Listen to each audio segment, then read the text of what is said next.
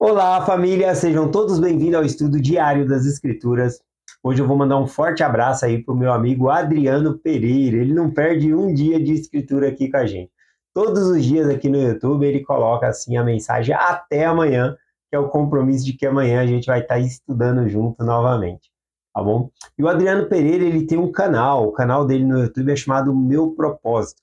E ele faz vídeos ótimos sobre a Conferência Geral e ultimamente ele tem feito vídeos curtos de 1 minuto, pegando as frases, né, da conferência geral, colocando ali no canal dele, e eu achei fantástico, tá bom? Então eu convido vocês a ir no canal dele e se inscrever e assistir essas mensagens aí, que são ótimas, eu tô amando. Quando eu estou assistindo, né, esse canal dele, a mensagem que ele traz sobre a conferência, me dá a sensação, né, e a felicidade de estar cumprindo o mandamento de Deus de estudar as palavras dos profetas, tá bom? Então, ao estudar o canal dele, ao assistir também, você vai estar estudando as conferências gerais, pegando um entendimento melhor, tá bom? Então, vou deixar o link aí na descrição do meu vídeo e também o link no topo dos comentários aí.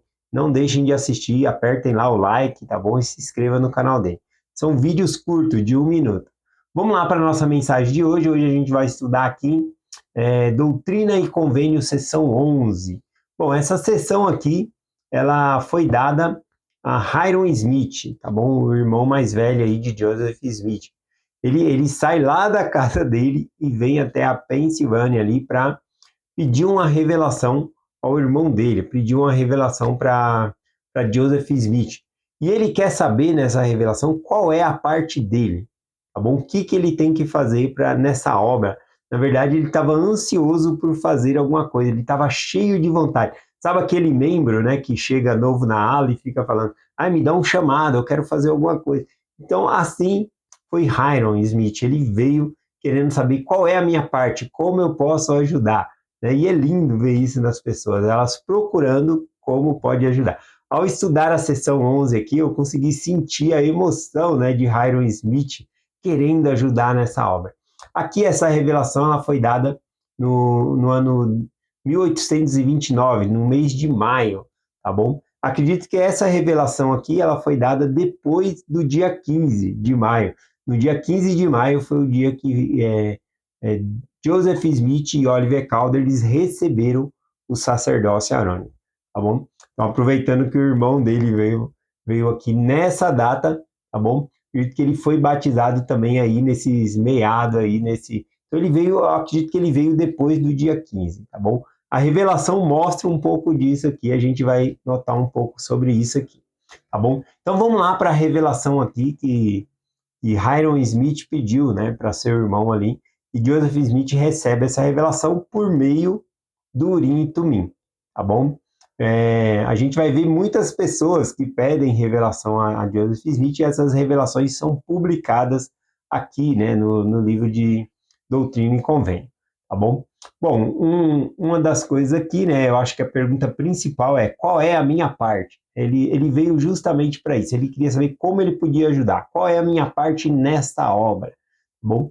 Só uma observação aqui, Oliver Cowdery tinha também já antes, né, pedido uma revelação a Joseph Smith, também por meio do Urim e Tumim, Joseph Smith concedeu a ele essa revelação, tá bom?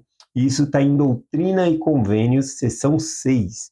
E aqui nós vamos estudar hoje a seção 11. Por que eu estou comentando sobre essas duas sessões e sobre essas duas pessoas diferentes, Oliver Cowdery e Hyrum Smith? Porque tanto a revelação em Doutrina e Convênio 6, como a revelação em Doutrina e Convênio 11, do versículo 1 até o versículo 9, é a mesma coisa. O que o Senhor falou a Oliver Cowdery, do versículo 1 ao 9, é idêntico ao que ele fala a Hyrum Smith, do versículo 1 ao 9. Dá para comparar ali cada ponto, vírgula, versículo ali, tudo igualzinho, igualzinho, tá bom? E o que nós podemos aprender dessa experiência, né? De duas pessoas receber duas revelações iguais.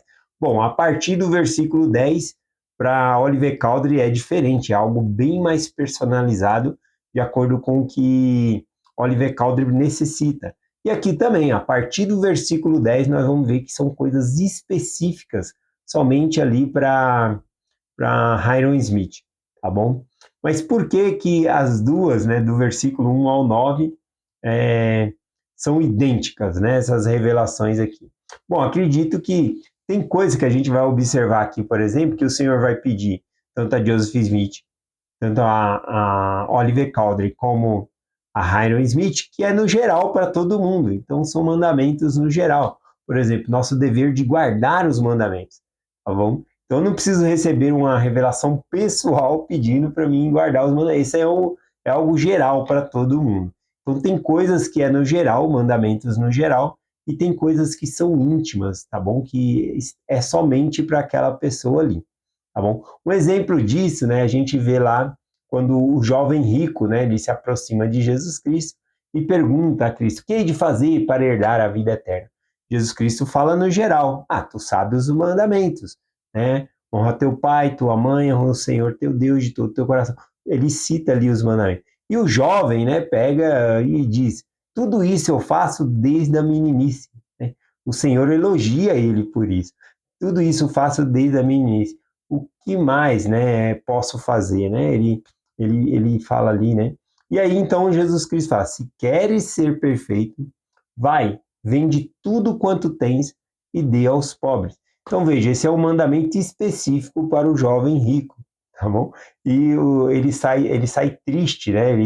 Porque ele possuía muitos bens e acabou colocando ali, eu acho que foi um sacrifício muito grande, né? Que ele encarou ali, que era um sacrifício muito grande para ele, vender todas as coisas dele e dar aos pobres ali e seguir a Jesus. E ele saiu triste, ele não estava disposto a seguir aquela revelação pessoal, tá bom? Então, no geral, o Senhor falou para guarda os mandamentos, honra teu pai e tua mãe. Quando era algo específico, ele foi e falou ali também para o jovem rico. Então, a gente vê essas coisas aqui em Doutrina e Convênio, tanto na seção 6 como na seção 11 aqui. Então, vamos lá aqui, ó. Vamos lá, versículo 1 em diante aqui. Diz assim: "Uma grande e maravilhosa obra está para iniciar-se entre os filhos dos homens." Aqui, né, está falando sobre o surgimento da igreja, a própria tradução aqui do livro de Mormon. Inclusive, quando Hiram Smith ele veio até Joseph Smith, tanto Oliver Cowdery como Joseph Smith estava nesse processo de tradução do livro de Mormon ainda, tá bom? E eles chegaram na parte que falava sobre a autoridade, sobre o batismo. E aí, então, eles vão até o rio Susquehanna, né? Orar ao Senhor, perguntando sobre essa autoridade, sobre o batismo. E aí, então, a sessão, ele recebe em João Batista, né? E confere a ele o sacerdócio. Vai estar na sessão 13, tá bom? Logo, logo a gente vai estudar, eu trago mais detalhes aqui. Vamos lá, então. Então, aqui o Senhor fala que uma grande e maravilhosa obra está para iniciar-se entre os filhos dos homens. Iniciar-se está no verbo do futuro, que iria acontecer ainda. Então, acredito que ele está falando aqui da igreja dele, que seria restaurada, do livro de Mormon, que estava sendo concluída ainda a tradução, que iria se publicar. Então, é disso que o Senhor está falando aqui. Continuando 2. "Eis que eu sou Deus, atenta para a minha palavra, que é viva e poderosa, mais penetrante do que uma espada de dois gumes, que penetra até dividir juntas e medulas. Portanto, atenta para minhas palavras." Essas palavras aqui são semelhantes, né? A gente encontra lá em Hebreus, capítulo 4, versículo 12, sobre que a palavra do Senhor é mais penetrante, né, do que qualquer espada de dois gumes. Dois gumes, né, é o corte da espada. Então, é uma espada que corta tanto de um lado como do outro. E ela penetra mais facilmente, né, mais fundo, porque ela corta dos dois lados. Tá bom? Então, aqui, veja bem, aqui ele está falando tanto para Hiram Smith, mas veja que serve para todos nós, assim como serviu para Oliver Cowdery. Se eu pedisse uma revelação, eu tivesse naquela época, pedisse uma revelação a Joseph Smith, é bem capaz que o Senhor poderia me falar as mesmas palavras que ele falou para Hiram aqui, ó. Atenta para a minha palavra, presta atenção no que eu digo, né? É isso que o Senhor quer de nós, né? Atenta para a palavra dele. Essa parte, né, que fala que a palavra de Deus é mais penetrante, né, que uma espada de dois gumes que penetra até dividir juntas e medulas, lá em Hebreus 4, versículo 12, também fala dividindo alma e espírito, significa que ela vai até o íntimo, tá bom? A palavra vai até o íntimo para fazer a mudança na vida da pessoa. Um exemplo disso, né, que a palavra de Deus é mais penetrante do que qualquer espada, a gente tem no livro de Mórmon ali, no capítulo 20 de Alma, quando o pai de Lamone, né, está prestes a morrer pela espada, e ele fala para Amon, não, ó, eu farei qualquer coisa, né, se você me poupar a vida, eu dou até metade do meu reino. Ele estava disposto, por conta de perder a vida, uma espada levantada ali perante ele, né, então ele oferece metade do reino. Mas Amon não queria matá-lo, nada disso. Mas, o que acontece? 2 capítulos depois, em Alma, capítulo 22, quando Arão, né, ele vem ensinar ali ao pai de Lamone, e ele ensina sobre o plano de salvação, sobre a vida eterna. Então, o rei, ele pega e fala assim, eu darei tudo, abandonarei o meu reino para ter essa grande alegria, para ter essa vida eterna da qual falaste. Então, veja que o poder da palavra de Deus foi mais poderosa do que a espada, porque quando ele estava ameaçado pela espada, ele prometeu metade do que ele tinha, mas quando ele entendeu a palavra de Deus que penetrou nele, ele estava disposto a largar tudo, né, pela vida eterna a qual havia sido ensinado para ele ali. Vamos continuar aqui, seção 11, versículo 3, diz assim, eis que o campo já está branco para a ceifa, portanto, quem deseja ceifar, lança a foice com vigor, e ceifa enquanto durar o dia, a fim de entesourar para a sua alma a salvação eterna no reino de Deus. Aqui a gente vendo aqui Hiram Smith perguntando qual é a minha parte, ele está ansioso para pregar o evangelho, falar para todas as pessoas ali, né? E mais o Senhor fala assim com ele, né, que aquele que prega o evangelho traz salvação à sua própria alma no reino de Deus. Então é um mandamento de pregar o evangelho, é algo que é muito benéfico para nós, tá bom? Lá em Tiago, capítulo 5, também fala sobre isso, que quando nós ajudamos as pessoas, tanto aqueles que se desviaram da igreja, como outras pessoas a vir para o evangelho, né, é coberta ali uma multidão de pecados, né, incluindo os nossos, né? Então, tem muitos bênçãos condicionadas àqueles que pregam o evangelho. Que continua, versículo 4 e 5 diz, sim, aquele que lança sua foice e ceifa é chamado por Deus. Portanto, se pedires, receberás, e se bater, ser-te-á aberto. Então, o que ele pediu aqui, né? Hiram Smith pediu, eu quero saber qual é a minha parte, o que eu devo fazer. Como aqui o Senhor está falando no geral, né? Observe que ele está falando para nós também. Tá bom? Então, se eu tivesse perguntando ao Senhor, Senhor, qual é a minha parte? Ou você que está acompanhando essa mensagem agora, perguntar ao Senhor, Senhor, qual é a minha parte? Imagine Deus dizendo para vocês aqui o que ele falou a Hiram Smith, que é aqui no versículo 6. Agora, como pediste, ou seja, o que ele pediu? Ele queria saber qual era a parte dele. Eis que te digo, guarda os meus mandamentos e procura trazer à luz e estabelecer a causa de Sião. Então, a parte de Hiram Smith é a mesma que a minha parte, guardar os mandamentos de Deus, é isso que o Senhor quer.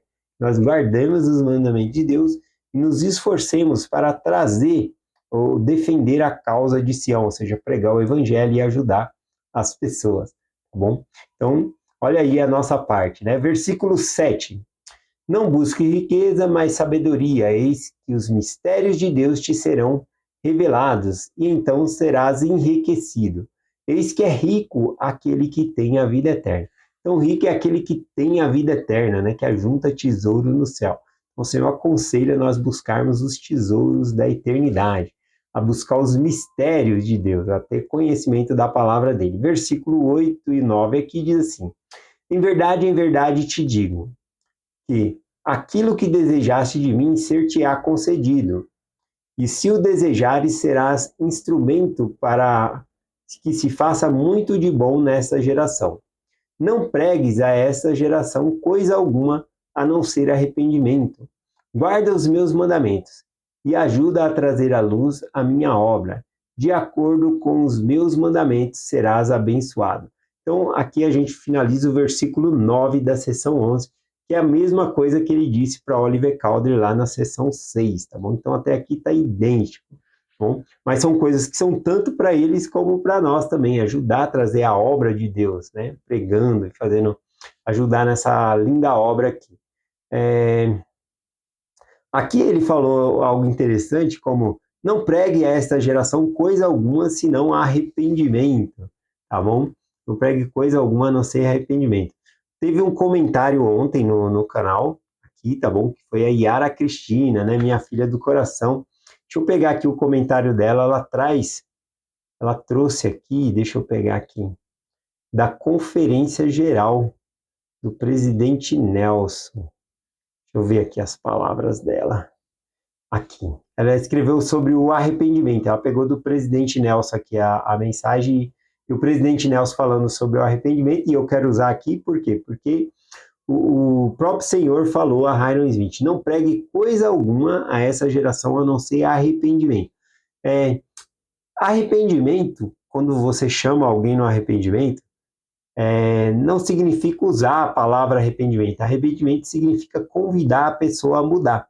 Então, você convidar a pessoa a ir à igreja, convidar a pessoa a guardar um princípio, a viver a palavra de sabedoria, qualquer convite que é sobre a mudança, isso é arrependimento. Aqui a mensagem que a Yara Cristina, né, minha filha do coração, ela colocou aqui, ó. Ela colocou as palavras do presidente Nelson, do discurso dele, diz assim: o arrependimento tem início com o nosso Salvador, e é uma alegria, não um fardo. Na devocional de Natal de dezembro do ano passado, o presidente Nelson ensinou: o arrependimento não é algo que acontece uma única vez.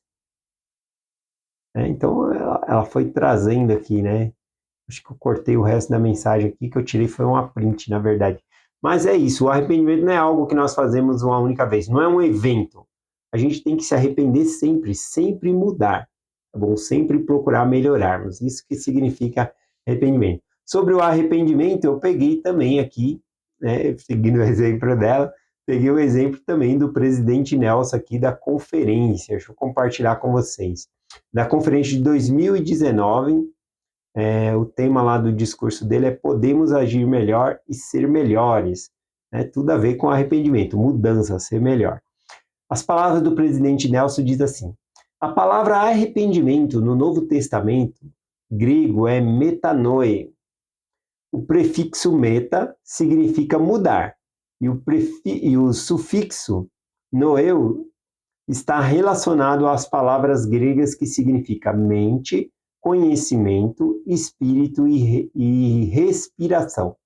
Assim, quando o Senhor Jesus, pede a você e eu que nos arrependemos, Ele está nos convidando a mudar nossa mente, nosso conhecimento, nosso espírito e até mesmo o modo que respiramos. E Ele nos pede para mudarmos a maneira como amamos, pensamos e servimos e gastamos nosso tempo tratando como gastamos nosso tempo, como tratamos nossas esposas e ensinamos nossos filhos, e até mesmo como cuidar de nosso próprio corpo. Então, uma das coisas que me chamou a atenção aqui é que ele falou que nós mudamos até a maneira de respirar. Eu lembro, numa conferência de estaca aqui, que veio uns 70, e ele falou que não tinha entendido, essa parte que o profeta falou. Como assim mudar a maneira de respirar, E ele não entendeu muito bem, ele buscou para saber o que isso significava. E certo dia, o filho dele tinha aprontado alguma coisa, eu não lembro o que foi que ele compartilhou, mas ele entrou no quarto, para dar uma bronca no filho, e ele estava discutindo ali, e ele estava ofegante, falando assim. A esposa dele chegou assim: calma, calma, respira, respira. Quando a esposa dele, o acalmou, falando para ele respirar, na hora veio o entendimento da mensagem do profeta, que significa mudar também nossa respiração. Ele estava ofegante, com raiva. Então, mudar até mesmo a forma de respirar é ter essa calma, essa tranquilidade. quando a gente fica com medo também, a nossa respiração muda também. É confiar no Senhor, ter uma respiração melhor. Então, eu achei fantástica essa parte aqui da mensagem. Nossa, já deu 20 minutos aqui. Vamos lá aqui. Bom, vou finalizar essa parte aqui, que foi até o versículo 9, que é na parte é, que foi no geral, que o Senhor deu em geral. Todos nós devemos nos arrepender, todos nós devemos guardar os mandamentos. Então, a partir do versículo 10, a gente vê que é algo bem pessoal ali para Hiram Smith. Aí a gente vai pegar amanhã e estudar aqui, então, do versículo 10 até o versículo 30, né? Acabando a sessão aí, tá bom? Vamos ver se a gente consegue finalizar amanhã. Então, eu compartilho essa mensagem com vocês, tá bom? E não deixem de ir lá no canal do meu amigo Adriano Pereira, tá bom? E acompanhar o canal dele lá. O canal é Meu Propósito, o nome do canal. E ele está fazendo conteúdo ótimos lá da Conferência Geral com vídeos curtos que nos inspira e que nos ajuda melhor e também nos ajuda a estudar a Conferência Geral, tá bom? Então é essa mensagem que eu compartilho com vocês. Vou deixar o link dele aí na descrição do vídeo e no topo dos comentários. Não deixem de ir lá e deixar um joinha e um comentário lá no vídeo que ele compartilhou, tá bom? Compartilhe essa mensagem com vocês, em nome de Jesus Cristo. Amém. Até amanhã.